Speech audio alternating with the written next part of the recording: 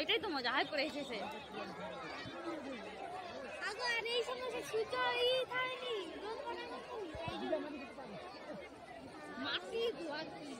হ্যাঁ হ্যাঁ মাটি দিয়ে সেখানে ফুকে দেখুন হ্যাঁ সেইখানে উঠে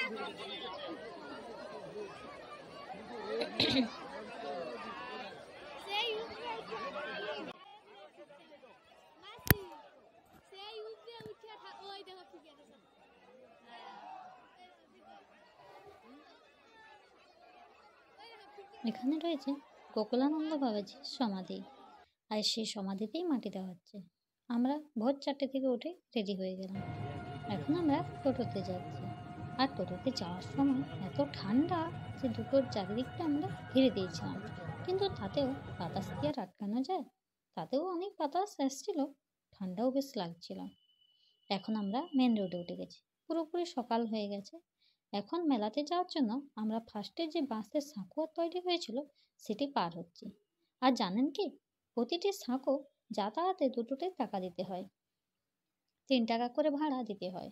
এখানে মোটামুটি 6টে কি 7টে সাঁকো রয়েছে, আর এই সাঁকোগুলো দেখুন পুরো বাতাগুলো চিরে চিরে এই সাঁকোগুলো বানানো হয়েছে। একটু অন্যমনস্ক যদি হওয়া যায় তাহলে একদম হুঁচট খেয়ে পড়ে যাওয়ার চান্স বেশি, আর ফোনটাও যাবে জলে, তাই খুব সাবধানে এটা পারাপার হতে হয়। এমনিতেই হোঁচট খেয়ে পড়ে গেলেও অসুবিধা আছে।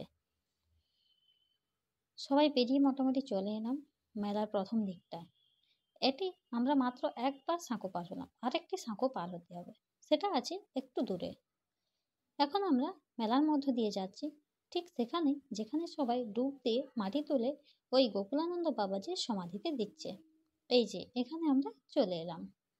এখানে রয়েছে একটি সাঁকো, যেটা পারাপার হয়ে যেতে হয় ওই দিকে মন্দিরে পুজো দেওয়ার জন্য।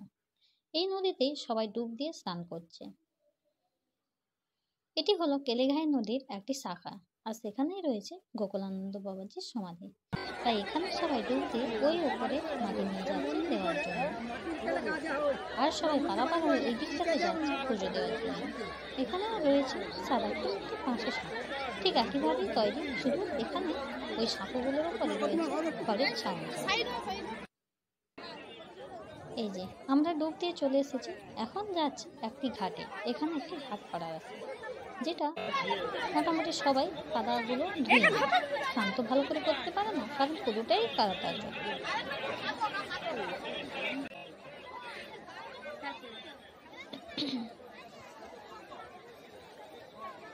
এখানে সবাই স্নান করছে।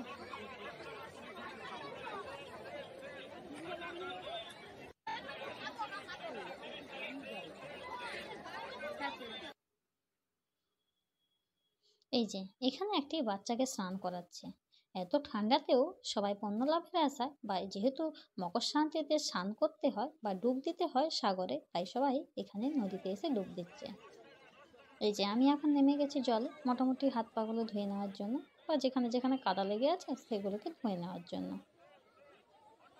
এইখানে সবাই এক ডুব দিয়ে মাটি তোলে। এই যে আমি এখন স্নান টান করে মোটামুটি একটা ভিডিও করছি এখানে, সবাই যে লোকজন আছে তাদের। এখানে সবাই চাদর পেতে বসে আছে। ওই মন্দিরের উপর থেকে যত বাতাসা লুট হয় সেগুলো ছড়ায়, আর যাদের যাদের চাদরে যতগুলো পড়বে তাদের সেইগুলো। এই জন্য সবাই যে যার চাদর বিছিয়ে রেখে নিয়েছে। এখন আমরা মন্দিরের পিছনের গেট দিয়ে যাচ্ছি পুজো দিতে। সামনের গেটে অত্যন্ত ভিড়, সেজন্য আমরা অনেক লাইন দিতে হয়েছিল, তাই আমরা চলে এলাম পেছন দিকটাতে।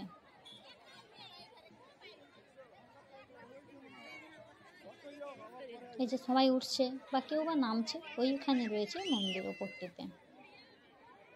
ওখানে মন্দির মানে শুধু রয়েছে গোকুলানন্দ বাবাজির একটি সমাধি, এই যে এটি, এবং তার উপরে রয়েছে একটি তুলসী গাছ, আর সেখানে সবাই পুজো দিচ্ছে।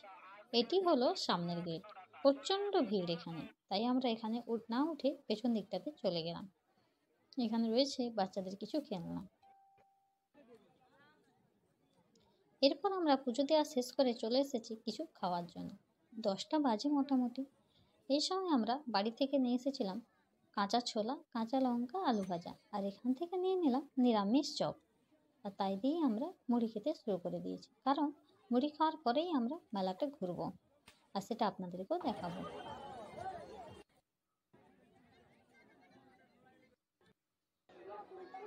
এই যে খাওয়া শেষ করে আমরা মোটামুটি মেলায় বেরিয়ে পড়েছি।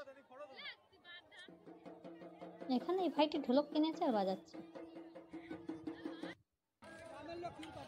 মেলা পার হয়ে ওই দিকটাতে যাচ্ছি।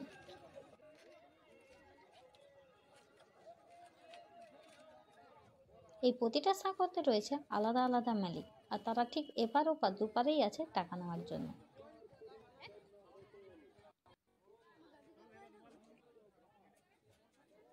এমনিতেই সবাই এক ডুবে মাটি তোলে, কিন্তু আমার ক্ষেত্রে হয়েছিল তার উল্টো। আমি এক ডুবে মাটি একটুও পাইনি, আবার ডুব দিলাম, তাতে একটু মাটি পেয়েছি।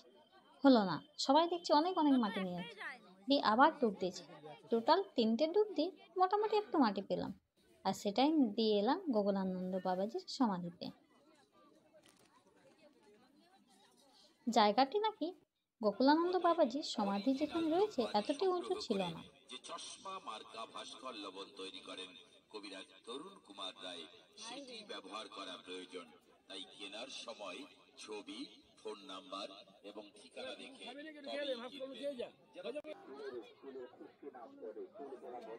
মাটি দিয়ে দিয়ে নাকি জায়গাটি এতটি উঁচু হয়েছে। এই যে এখন আমরা চলে এসেছি কিছু লোহার দোকানে।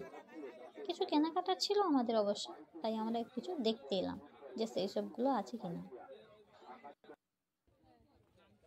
এই যে এটি হচ্ছে তুলোর মেলা। এখানে শুধুই তুলোর বস্তা, বিভিন্ন রকমের তুলো, লাইলেন তুলো, লাল তুলো, কার্পাস তুলো, শিমুল তুলো, অনেক রকমের তুলো রয়েছে। আরও রয়েছে যেগুলো আমার জানা নেই।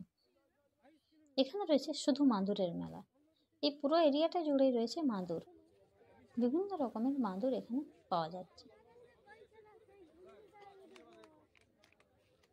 এখানে ঘুরছে সেটা উঠলে তো হবে।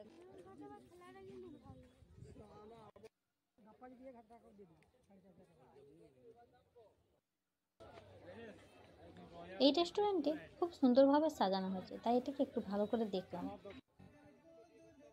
আর এখানে রয়েছে বাচ্চাদের খেলনার জিনিস বিভিন্ন, মানে খেলা করার আর কি। যেমন রয়েছে দোলনা, জাম্পিং, টয় ট্রেন।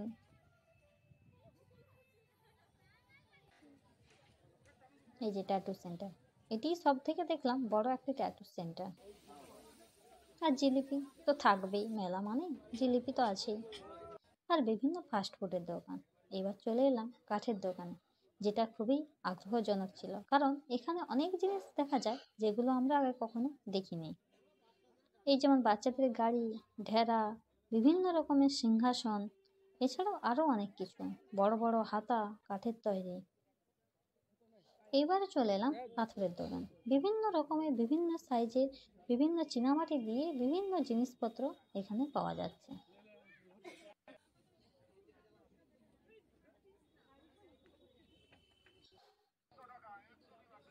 এখন আমরা বাঁধের ওপরে যাচ্ছি, আর এখানে রয়েছে হাওয়াই মিঠাইয়ের একটি দোকান।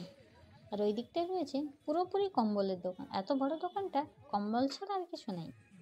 এইবারে আমরা বাঁধ থেকে মেলাটাকে একবার ফিরে দেখছি, যে নিচটি দেখতে কেমন লাগে। দেখছি পুরো উপর থেকে।